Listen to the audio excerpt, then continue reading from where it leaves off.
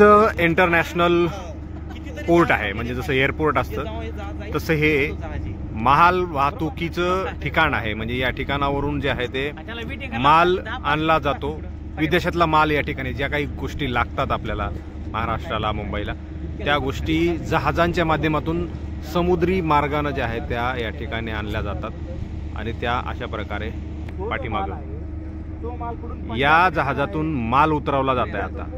आणि या जहाजाला इथं फक्त या प्लॅटफॉर्मवर थांबण्यासाठी 1 लाख रुपये चार्ज आहे.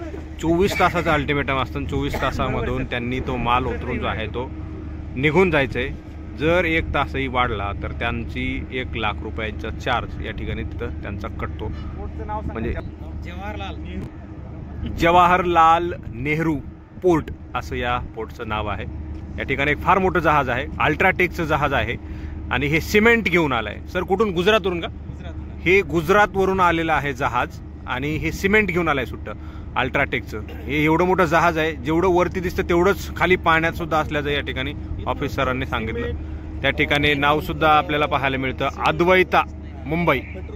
आणि त्याच्या खाली एक नंबर आहे, तुम्हाला दिसत नसेल बहुतेक. त्याच्या खाली जो IMO नंबर, जसं मोबाईलला असतो आपल्याला IMO नंबर, तसा ह्यांना IMEI मोबाईलला जसा असतो तसा ह्यांना IMO नंबर आहे. आणि त्या नंबरनुसार जहाज कुठला आहे, काय घेऊन आलंय, काय कोणत्या ठिकाणाहून आलंय याची जे आहे ते IMEI सारखी तपास केला जाऊ शकतो.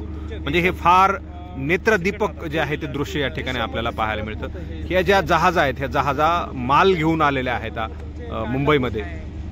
ऑल वर्ल्ड म्हणजे जगभरातून जे आहेत ते म्हणजे इतर राज्यातून किंवा मग जगभरातून जे आहेत त्या जहाजा या ठिकाणी आपल्याला आल्याच्या पाहायला मिळतं.